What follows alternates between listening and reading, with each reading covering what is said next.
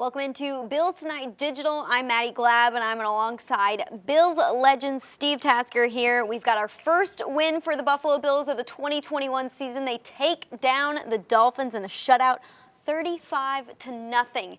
An exciting performance by the Bills defense, who really, they were the spark the entire game for this Bills offense. There were times where the Bills defense had a turnover, fourth down stop, and the offense didn't necessarily take advantage of the opportunity that the defense gave them. But the offense was able to score enough times, 5 touchdowns for the offense. So a lot of good things that come out of this performance today, and some things you can work on. How do you break down this game in your mind watching it? The offense didn't play its best once again. Josh is barely completing 50% of his passes, but you know what?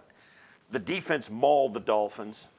The Bills' running backs played extremely well. They were physical up front.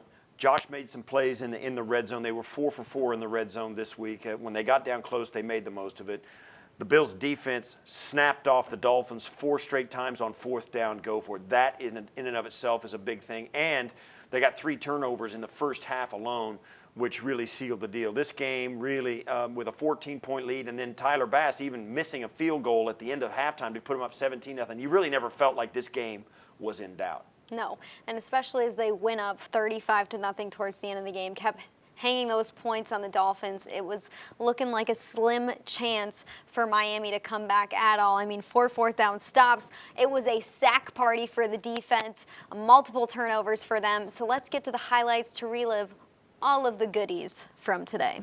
Yeah, and it starts out right off the top in the first quarter after the Bills get a 3-and-out from the Dolphins.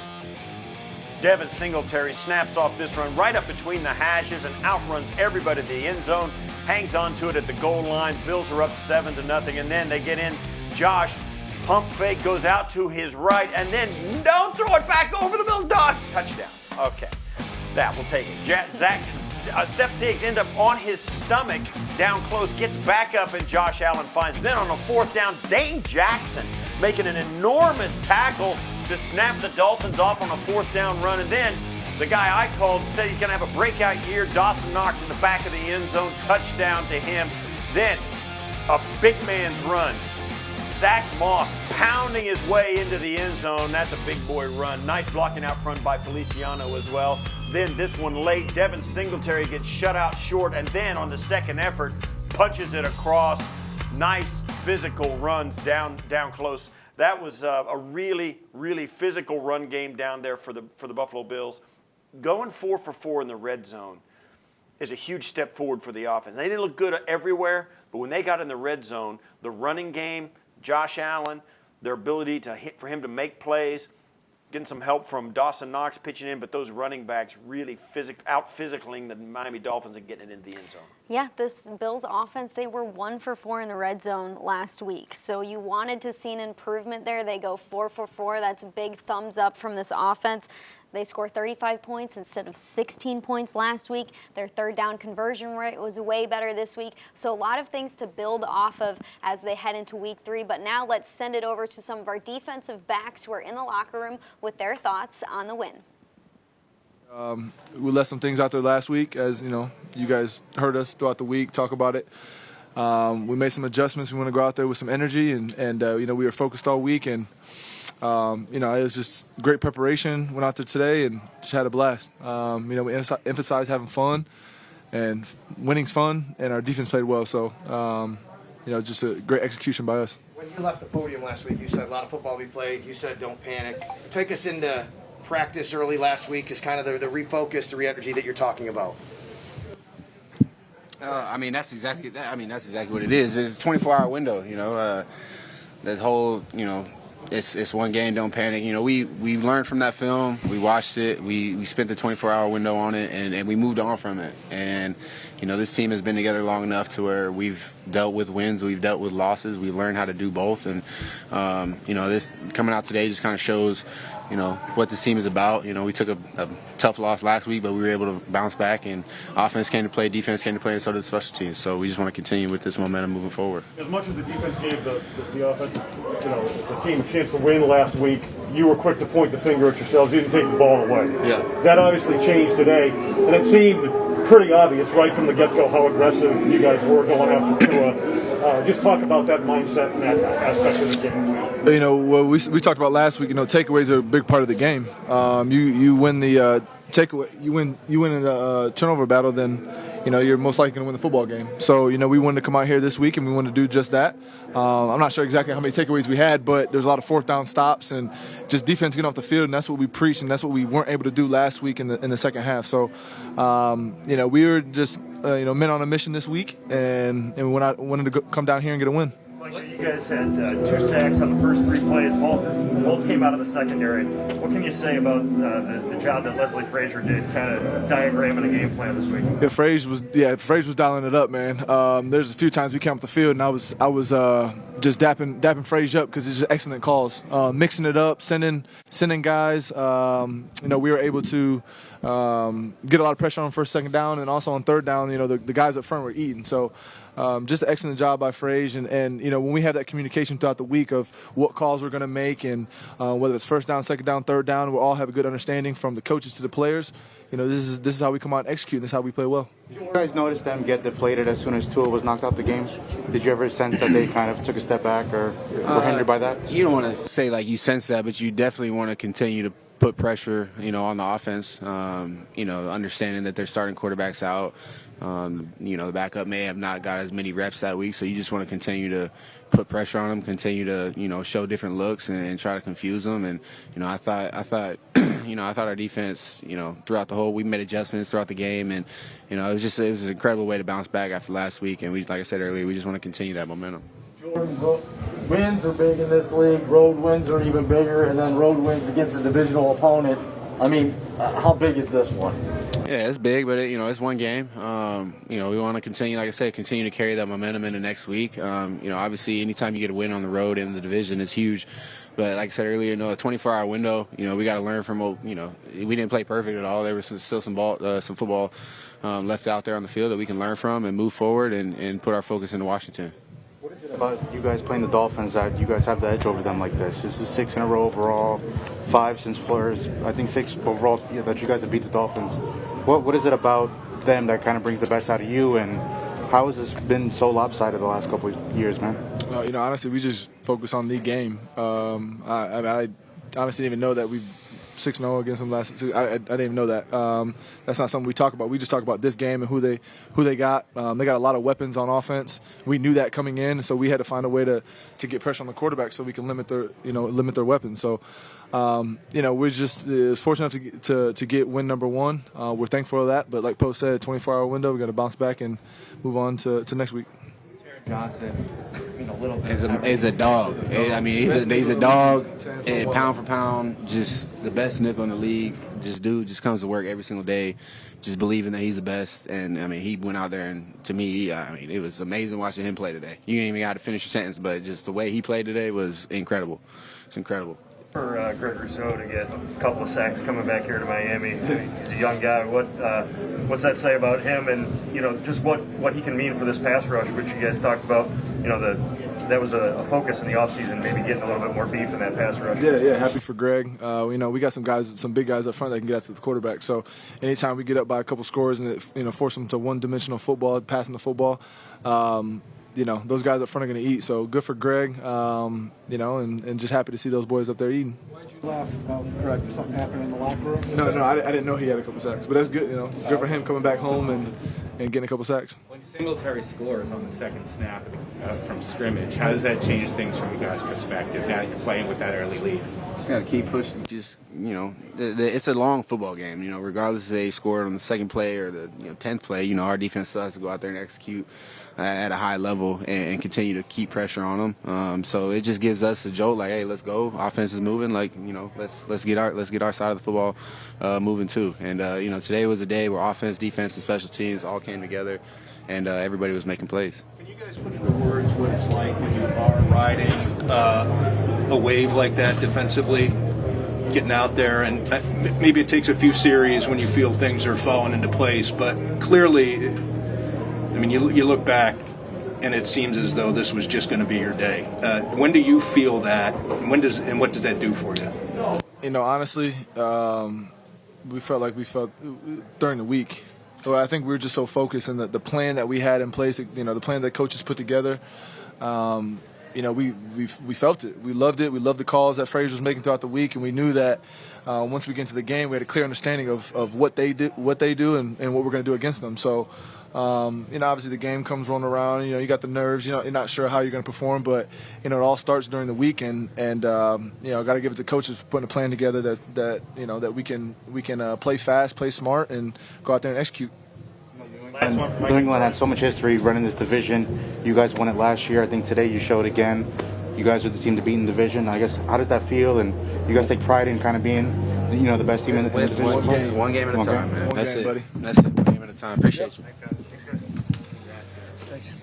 All right, this defense forces 4 fourth-down stops, 6 sacks, 2 turnovers, a forced fumble, and an interception. You get a fumble recovery on a muffed punt by the special teams play. So all around, a really great showing by the Bills defense, and it was right out of the gate. It wasn't something that came on in the second half. This defense was playing smash-mouth football from when the whistle blew to start this game. What did you make of how Leslie Frazier called this game? They were blitzing left and right, pressure on Tua, then Tua comes out, pressure on Jacoby Brissett. I mean, it didn't stop. Right. We may never know whether Leslie Frazier would have attacked the quarterback had it been Tua in there, but he went out very early. Tua went out very early, and the plan on Tua was to get pressure, I guess, because A.J.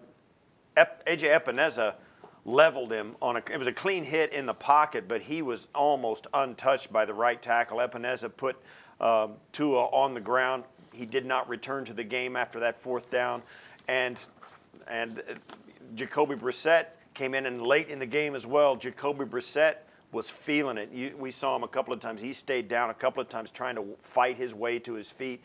He took an absolute pounding. I think it was something that Leslie Frazier wanted to do. Whether it would have happened the same with Tua, I don't know. But I'm telling you what, the Bills' defense was the best unit on the field today from start to finish. It started on the opening play when Taron Johnson came in off the edge, off the slot receiver, inside the slot receiver, got a sack on the first play of the game. Then on 3rd down, they got another sack, and it just went from there. Greg Rousseau ends with 2 sacks on the day. It's just one thing after another. The turnovers took over, and when the Dolphins – and I like the calls by Brian Flores to go for it on those 4th downs.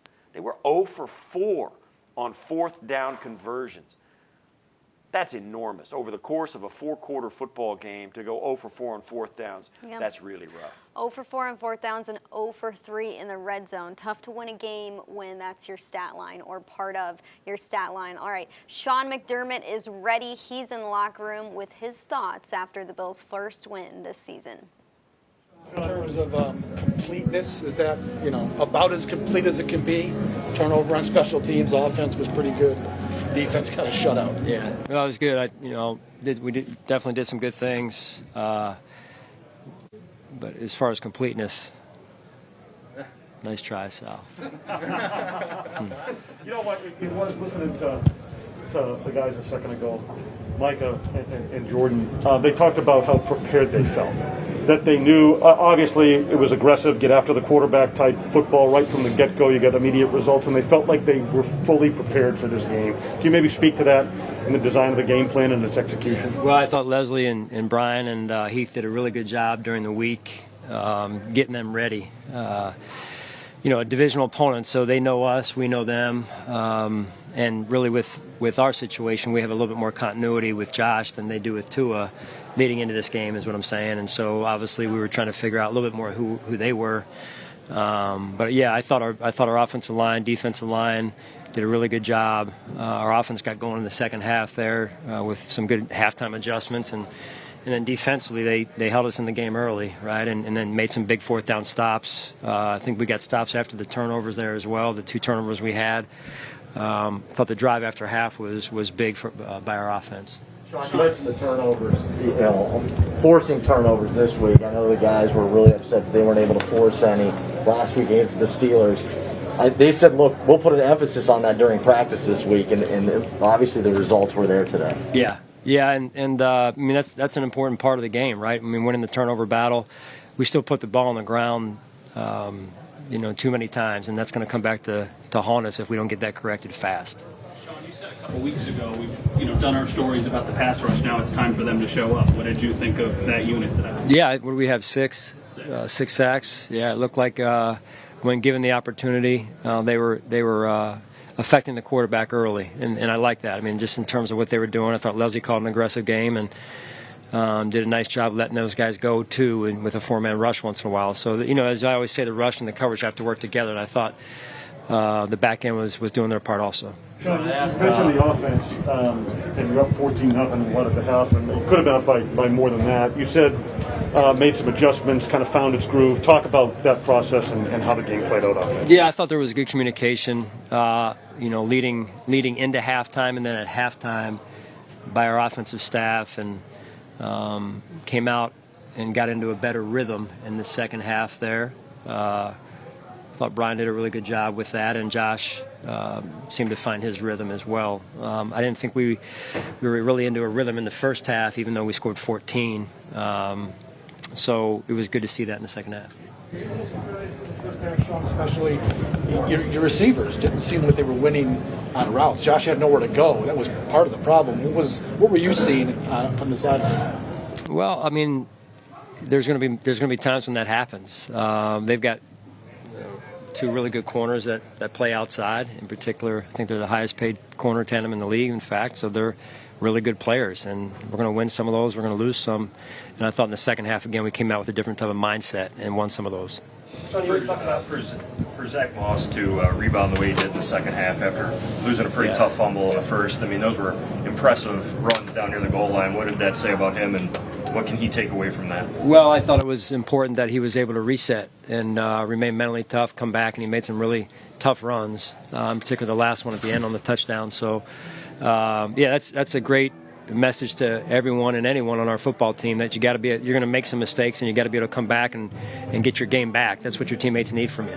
I tried to ask Jordan about Taron Johnson. I'm sorry about that. He cut me off. And what'd you say? I tried to ask Jordan about Taron Johnson. He had two tackles for a loss, forced fumble, sack. Mm-hmm. How good was he today? Yeah, I mean, just very active, and he's really growing in our system, and it's fun to watch him kind of understand the intricacies of the game, how he prepares himself during the week. I think it's really a credit to him and what Jimmy Salgado, our Nichols coach, does with him, and him getting ready to go like he was. You always talk about responding to adversity. I'm sorry? You always talk about responding to adversity. Week one, to lose the home opener. What does it say about this team to answer back like this on the road in a division game? Yeah, I mean, this is what how the NFL works, right? That's we understand that. That's why we have to stay humble. But I saw a hunger in our football team this week, and so we got plenty to work on, though, and that's what we got to get back to, and we'll start on the plane as coaches, start watching the film, and try and improve every week. That's the goal. Nice to see Russo put together a game like this in just his second ever game in the NFL. Is there anything that stood out about him? Well, what did he have? They have two? Russo, yeah. Again, active. I mean, and sometimes they come in bunches, right? And like turnovers, and but again, it's got to work together. The coverage has to help the rush, and they have to work together. And I thought we did that. And then I thought we did a good job of just rolling fresh bodies in there also, when we can get them in some passing situations. So I thought anytime you can get to a quarterback like they did today and get six, that's a good sign. Obviously it's a long game, but what's it like for you after a tough loss in the season opener to see the guys come out here? Not only the defense gets 2 sacks on the first series, but then Singletary takes it to the house on the second play. Yeah, well, I've been around those before, where it's a long game, so that's the approach and the mentality you have to have as a coach and a player and a team collectively. But I did like the start. There was, like I said, I could feel them in pregame. I could feel they were ready, and give credit to our guys. I mean, they put in a really good week of work, and more importantly, the focus and the mindset. And that's what we gotta take that humble and hungry approach as we always talk about around here. You talked about knowing the Dolphins and them knowing you, but this series has been really lopsided. You've won 6 in a row against them now. What has worked for you guys against this team? I mean, I'll just focus on this game. I mean, look, they had their quarterback go down, so hope he's all right. And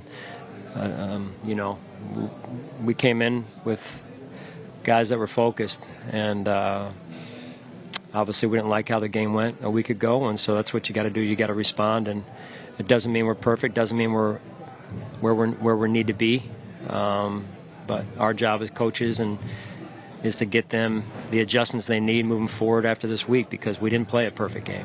Is it a good thing for a coach to say you've got a lot of things to work on, which you do, but you won 35-0? That's got to be a good position to be in as a coach and a team, isn't it?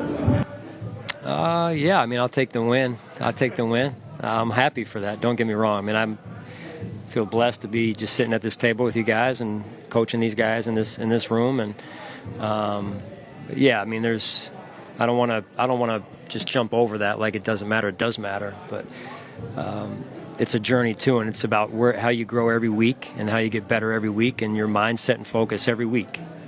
So that's why the NFL is the way it is. Sean, Brandon earlier in the offseason called the passing game kind of the team's fastball. How encouraging is it to win this way, kind of relying on the off-speed stuff today? I'm not really a baseball guy. I'm confused up here with what pitch you're throwing here. Yeah, I mean, look, you have to be able to do that. You've got to be able to make in-flight adjustments. You've got to be able to win left-handed at times or play left-handed at times and be good enough and execute at a high enough level where you have something else, right? And I saw some of that today. But again, that's one of the areas that we have to be aware of in making sure that we continue to grow, in this case as an offense, but also in all three phases. Okay. All right, thank you guys. Appreciate it. Thank you.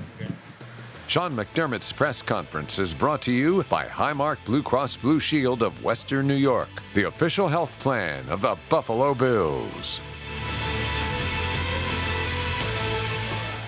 All right, so that's 6 straight wins against the Miami Dolphins. Coach McDermott is 8 of 9 since he's taken over in Buffalo as a head coach against the Miami Dolphins. So it's a team that the Bills have been really good against in recent history. Josh Allen has usually been really great against the Miami Dolphins as well. Before coming into this matchup, he had thrown for a bunch of touchdowns, had a passer rating of 114.3. I think it was 17 total touchdowns, and now is 6-1 against the Dolphins. Today's performance, he didn't do as good as many maybe were expecting. He was 17 of 33 for 179 passing yards, threw for 2 touchdowns, 1 interception. Now, when we look at Josh's stat line in the last 2 weeks, do you think it's more of how defenses are now playing Josh because they know the type of quarterback he is, or is it Josh just not getting into his rhythm yet? I think it's both. I think defenses are not looking at Josh Allen the same way they did a year ago. Now, there's no question that after they had seen Josh Allen play a half a season here in Buffalo last season, 2020, that they were doing trying to do some of the things they thought about doing this year as well. Nobody could have success on him. But I also think that Josh is just a little bit enough off to give them give himself a little bit of a kick, saying, listen, I got to play better, no question about it. There were a couple of plays, even the 51-yarder to Stephon Diggs. And there was a couple of throws that Josh has missed in each of these first couple of games that he did not miss a year ago. That's really all it takes. You're talking about a handful of receptions for the game. If he hits those, or half of those, he's back into the ballpark of where he was a year ago. Certainly the first couple of games, he's not the same Josh Allen, or hasn't been statistically even the same Josh Allen that he was a year ago. But we have seen flashes of he's going to get there. You got to think, too, this was a markedly better week, even though statistically it was kind of the same or a little bit worse. I thought this was a better week for him on the field than it was a week ago against Pittsburgh. Yeah, I agree. He was 51.5% was his completion rate, so a little bit down from week 1. But Josh Allen is in the locker room after the game, so let's send it over to him. It was a little bit rough, but you won 35-0, so that's a pretty good position to be in when you can not play your best and still win by that much, right? Yeah, well, we got some stuff to work on. No, we really do, and myself just trying to find a rhythm early on. But hats off to our guys at front and our running backs for establishing a run game early. That helps us out so much. They hell of a job, protecting all day. And again, our guys made some plays, and to feel the way we feel, and knowing we could have played better, winning 35-0, I think that's a good problem to have. Josh, can you kind of take us inside that statement, trying to find a rhythm early on in terms of we kind of talked about that last week a little bit after you didn't hit that deep ball early or whatever against Pittsburgh, but coming out of the half, you got the drive together. Talk about that process today and maybe where your game is at. Yeah, just finding some comfortable plays that the entire offense likes. Our receivers are comfortable with some of the stuff that we were running in the second half. I know I was, and not saying that I wasn't early on, but we had some more game plan stuff trying to put in, and hats off to them. They got some really good players over there, and they made some really good plays today. But there's some things that we need to do better communication wise, and it starts with me. So again, there's gonna be a lot of stuff to learn from on this tape, and again, winning the way we did, it feels good.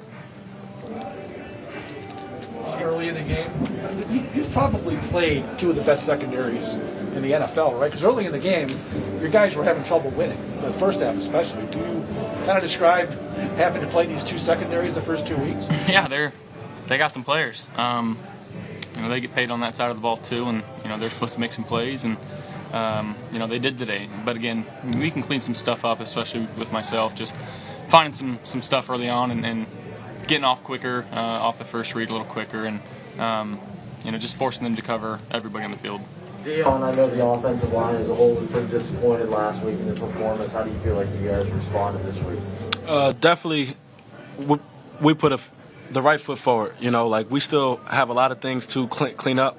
Like everybody sees the score, but there's a lot of little things that go into it that we take personal, and that we got to do a better job because it'll hurt us in the long end. But as long as we just stay on it and just keep pushing, the O-line will be all right. Devin's touchdown run, the 46-yarder, I don't think he got touched. Yeah. When the O-line's able to get blocks like that, what's that feeling like on the sideline? It's a great feeling because we care about our running backs just as much as we care about our receivers.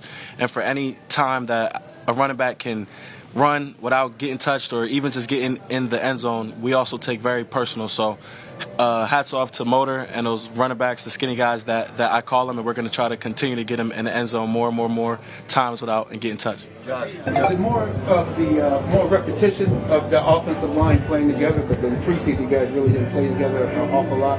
Is that because you guys look really more in sync, especially on the run play? So I'm guessing that you're talking about the rotation of the guys. Repetition of how you guys seem more in sync. Yeah, I mean that all helps. Anytime that you can practice what you're doing, I mean it helps. Yeah. Josh, Tua's in his second year now. Obviously, you didn't get to see much of him today, but you were one of those players that really made that leap from the second year and then to where you are now. Can you talk about looking back at that second year? Do you remember what was most important to you then to make that leap? Yeah, I mean the game just kind of slows down a little bit. Second, I don't know if he's got the same OC or in the same system or not, but that helps. Camaraderie with your teammates helps. And then just trusting what your coaches are telling you and trusting the guys around you. And I think that was a big thing for me. Not trying to do too much. I still took my lumps in my second and really last year too, and I'm going to continue to take lumps and learn from them as we go. But I'm just going to say one thing about the O-line to that question. I mean, we changed stuff yesterday into our run game, put in new plays, and our guys rolled with it and figured out a way, to go out there and apply it. So.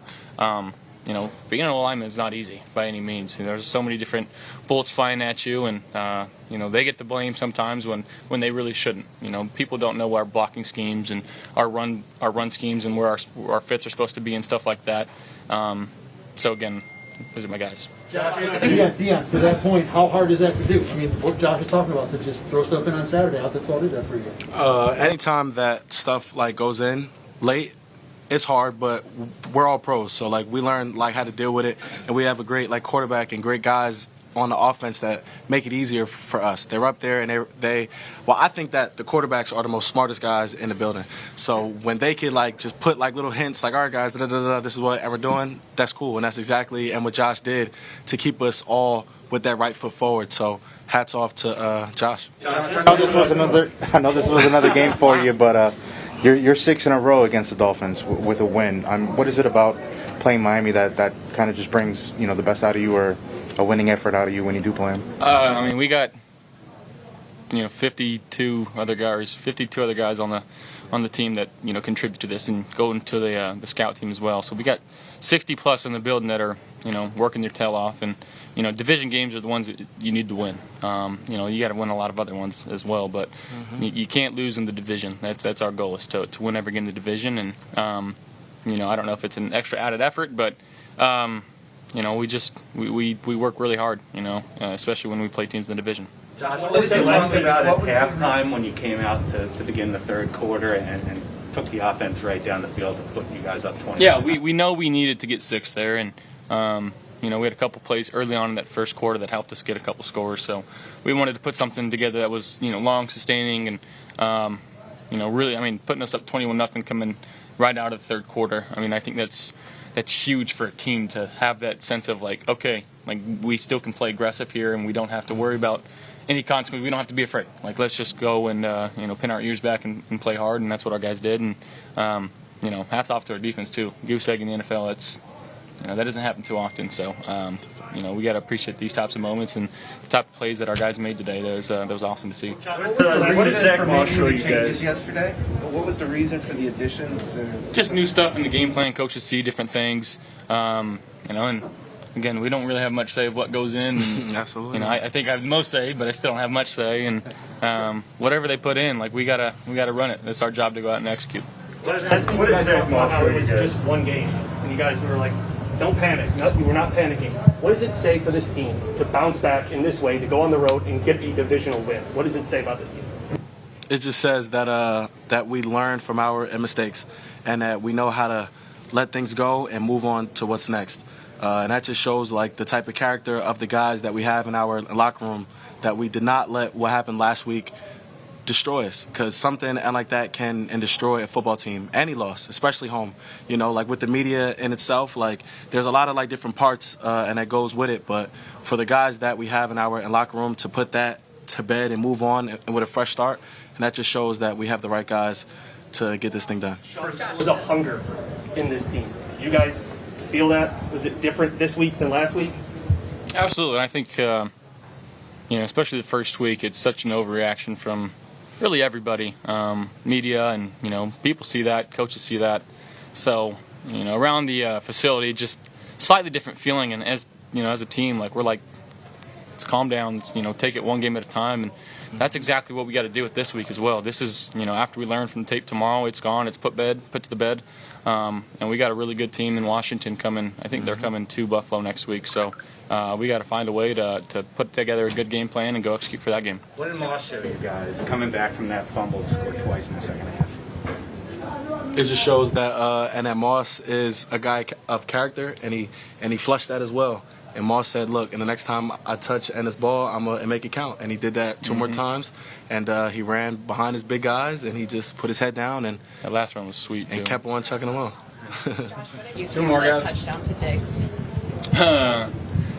Obviously, just scramble, making a play. And, again, me and Diggs just kind of have that rapport of, I see something, he sees it too. And he made a good play of, he was running that way, he came back and ran the other way. And just 1, 2, and 3 really weren't open. The running wasn't an option, and just trying to give my guy a chance. When you see that play on film, is that something where you're like, oh man, I probably shouldn't be doing something like that, or are you just happy with the result? We call those attaboys. We completed attaboy. Thanks, everyone. Thank you. Attaboy. The quarterback press conference is brought to you by Lombardo Funeral Home, proud sponsor of the Buffalo Bills.